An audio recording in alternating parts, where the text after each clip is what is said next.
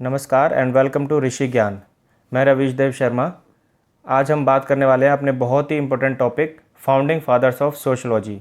Sociology subject को establish करने में जिन 5 सोशलॉजिकल थिंकर्स का सबसे बड़ा योगदान रहा है, आज हम उनके बारे में चर्चा करेंगे। अपने सिलेबस के अंदर मैं कुछ सोशलॉजिकल थिंकर्स के बारे में पहले बता चुका हूँ। उस वीडियो का लिंक मैं नीचे डिस्क्रिप्शन में दे रहा हूँ, आप वहाँ से जा करके इस वीडियो को देख सकते हैं। तो सबसे पहला हमारा जो सोशलॉजिकल थिंकर का नाम आता है वो आता है अगस्त कॉम्टे। ये हमें यहाँ पे दिखाई दे रहा है, अगस्त कॉम्टे। उसके बाद में कार्ल मार्क्स। ये 2 महत्वपूर्ण थिंकर्स हैं, इनके ऊपर हमारे जो क्वेश्चन है वो अक्सर पूछे जाते हैं। फिर Herbert Spencer, amyl Durkheim and max weber. आज हम इनके बारे में चर्चा करेंगे। तो चलिए देखते हैं। सबसे पहले हम बात करते हैं अगस्त कॉम्टे। अगस्त कॉम्टे एक फ्रेंच थिंकर है और ये फ्रेंच रिवॉल्यूशन से बहुत ज़्यादा प्रभावित थे, जो कि 1789 में हुई थी। ये सब हम जानते हैं। उसके बाद में कोइंड जो सोशलॉजी जो वर्ड है इस सब्जेक्ट को, ये भी वर्ड अगस्त कॉम्टे ने ही दिया है और इसीलिए इनको फादर ऑफ सोशलॉजी भी कहा जाता है। इनके द्वारा कुछ जो बुक्स हैं वो मैं यहाँ पे दे रहा हूँ, उन बुक्स को आप ध्यान से देखेंगे क्योंकि ये बुक्स के बारे में जो इन्फॉर्मेशन है वो पूछ ली जाती है। पॉजिटिव फिलॉसफी, इसको आप बहुत ध्यान से सीखेंगे क्योंकि पॉजिटिव फिलॉसफी, पॉजिटिव वर्ड को आप ध्यान रखेंगे। एग्जाम के अंदर पॉजिटिव वर्ड आता है तो उसका सीधा सीधा संबंध आप समझ लेना कि कॉम्टे से है, अगस्त कॉम्टे से।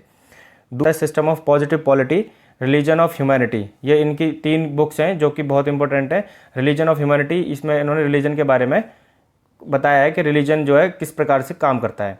फिर आता है कॉम्टेज पॉजिटिविज्म, इसके बारे में बात करना बहुत ज़रूरी है क्योंकि इसके ऊपर क्वेश्चन पूछा जाता है। Meaning of positivism is scientific, उन्होंने बताया है कि वैज्ञानिक विचारधारा, वैज्ञानिक अप्रोच को ही हम पॉजिटिविज्म यानी कि प्रत्यक्षवाद कहते हैं। ये कहते हैं कि the whole universe is stabilized and directed by the invariable natural forces, यानी कि परिवर्तनशील प्राकृतिक जो नियम है उनके माध्यम से जो पूरा ब्रह्मांड है वो स्टेबलाइज होता है और निर्देशित होता है। फिर आता है these forces can be understand by scientific methods, इनको साइंटिफिक मेथड्स, वैज्ञानिक विचारधारा, वैज्ञानिक पद्धतियों के माध्यम से इसको समझा जा सकता है। और इसके अलावा साइंटिफिक मेथड्स के अलावा कोई भी किसी प्रकार की इमेजिनेशन या कल्पनाओं का इसमें कोई रोल नहीं होता है। इसकी मुख्य जो प्रक्रियाएं होती हैं वो observation, examination, experimentation and classification. Next आता है हमारा social incidents can be analyse like natural incidents through scientific methods.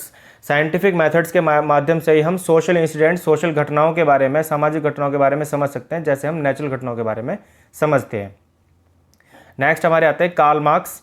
तो कार्ल मार्क्स का जन्म जो है वो जर्मनी में हुआ था and he never used the word sociology in his writings. अपनी राइटिंग्स में उन्होंने कभी सोशलॉजी वर्ड का यूज़ नहीं किया, लेकिन समाजशास्त्र के अंदर उनका एक बहुत बड़ा योगदान है। उन्होंने एक बहुत नई विचारधारा को जो है जन्म दिया था, जिसको हम बोलते हैं कम्युनिस्ट विचारधारा। यहाँ पे लिखा हुआ है फादर ऑफ कम्युनिस्ट आइडियोलॉजी है ये।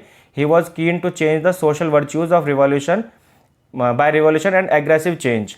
उसके बाद में हम देखते हैं कि उनकी कुछ बुक्स हैं जो कि बहुत फेमस बुक्स हैं। इसमें मैंने जो ब्लू कलर से जो मेंशन की हुई है ये बहुत इंपॉर्टेंट है, इनके बारे में आपको समझना और याद रखना बहुत ज़रूरी है कि ये 2 बुक्स हैं, ये जो टॉपिक्स हैं ये कार्ल मार्क्स के द्वारा लिखे गए हैं।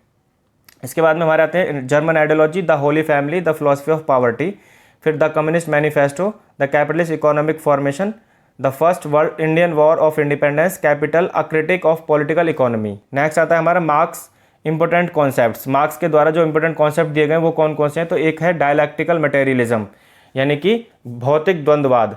एग्जाम में सीधा सीधा क्वेश्चन पूछ लेते हैं कि डायलैक्टिकल मटेरियलिज्म जो है वो किस सोशलॉजिकल थिंकर की देन है, तो इसका आंसर है कार्ल मार्क्स। नेक्स्ट आता है मेटेरियलिस्टिक इंटरप्रिटेशन ऑफ हिस्ट्री, इतिहास की भौतिक व्याख्या, यानी कि उन्होंने भौतिक आधार पर पूरे इतिहास की व्याख्या की है।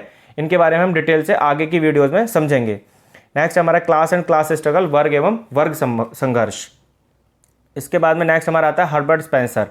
तो हर्बर्ट स्पेंसर का जो जन्म है वो इंग्लैंड में हुआ है और उन्होंने जो कॉन्सेप्ट दिया वो है इवोल्यूशन ऑफ सोसाइटी। जैसे डार्विन्स ने दिया था इवोल्यूशन की थ्योरी को, जीवों के उद्विकास का सिद्धांत दिया है, उसी प्रकार से समाज के उद्विकास का सिद्धांत जो है वो हर्बर्ट स्पेंसर का दिया हुआ है। ये बहुत हद तक डार्विन से ही प्रभावित है।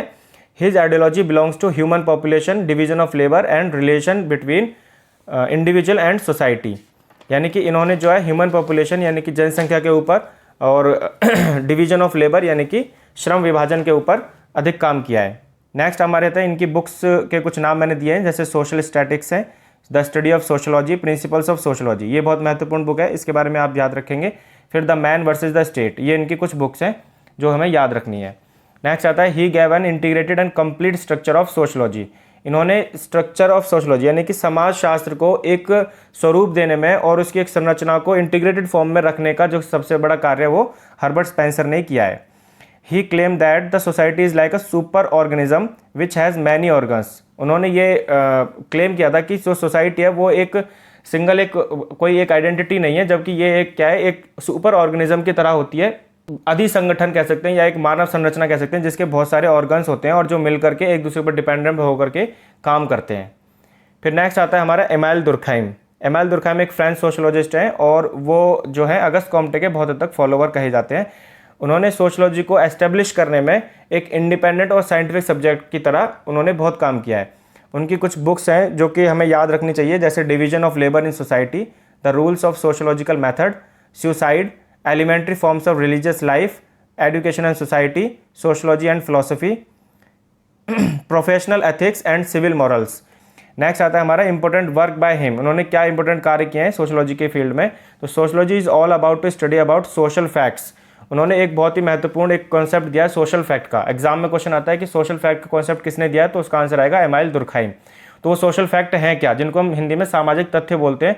तो उन्होंने कुछ के नाम दिए हैं, जैसे कि हम बोल सकते हैं डिवीजन ऑफ लेबर यानी कि श्रम विभाजन, सोशल स्टेबिलिटी सामाजिक स्थिरता, लॉ यानी कानून, मोरालिटी नैतिकता, रिलीजन धर्म, सुसाइड आत्महत्या, एजुकेशन शिक्षा, इकोनॉमिक ऑर्गेनाइजेशंस आर्थिक संगठन, ऑक्यूपेशनल एंड बिजनेस डेवलपमेंट यानी कि व्यावसायिक और व्यापारिक उत्थान एवं उनका आचरण।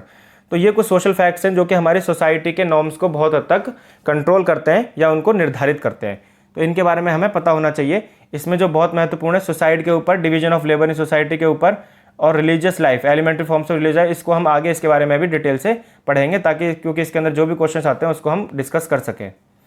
नेक्स्ट हमारा आते हैं मैक्स वेबर। ये एक जर्मन सोशलॉजिस्ट हैं और उनकी जो अप्रोच है वो क्लासिकल रही है और आइडियलिस्टिक अप्रोच के ये वाहक हैं। बुक्स रिटन बाय हिम हम पढ़ सकते हैं जैसे Protestant ethics and the spirit of capitalism, बहुत ही इंपॉर्टेंट बुक है ये।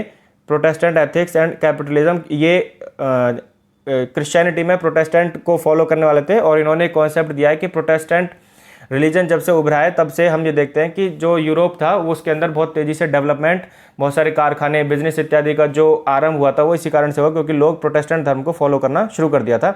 इसके बारे में भी हम बात करेंगे। The theory of social and economic organization, the city, important work by him. उनके द्वारा कुछ किए गए काम है जैसे nature, scope and study methods of sociology यानी कि सोशलॉजी का जो प्रकृति कैसी है, उसका क्षेत्र क्या है और उसकी पद्धतियाँ क्या हैं, उनके बारे में उन्होंने डिटेल से समझाया है। उन्होंने जो टर्म दिया है सोशल एक्टिविटी सामाजिक प्रक्रियाएं, तो सामाजिक क्रियाओं के जो कॉन्सेप्ट है वो मैक्स वेबर ने दिया है, इसको हम याद रखेंगे। जिसमें उन्होंने सोशल एक्टिविटी में इसके 4 एलिमेंट्स बताए हैं, 4 तत्व हैं और 4 ही टाइप्स बताए हैं इसके। तो 4 तत्वों में क्या आते हैं, हमारे 4 एलिमेंट्स हैं actor, situation, means, ends. Types है हमारे रिलीजियस, लॉजिकल, ट्रेडिशनल, इमोशनल। उसके बाद में structure of religion and soul of capitalism के ऊपर उन्होंने बहुत काम किया है। ब्यूरोक्रेसी एंड पॉलिटिकल ग्रुप्स, इसको उन्होंने बहुत डिटेल से समझाया। ब्यूरोक्रेसी हमारे आज के वर्तमान समय में अधिकतर कंट्रीज के अंदर ब्यूरोक्रेसी बहुत इंपॉर्टेंट रोल जो है वो अदा करती है। तो ये आज का हमारा टॉपिक यहीं पे ख़त्म होता है। हमारे चैनल को अगर सब्सक्राइब नहीं किया तो उसको सब्सक्राइब कर लीजिए और इस वीडियो को अधिक से अधिक लोगों के पास में शेयर कीजिए। टेलीग्राम ग्रुप का जो लिंक है वो हमने नीचे दिया हुआ डिस्क्रिप्शन बॉक्स में, आप उसको ज्वाइन कर लीजिए ताकि हमारे सभी नोटिफिकेशन आपके पास में टाइम से पहुंच सकें। तब तक के लिए नमस्कार।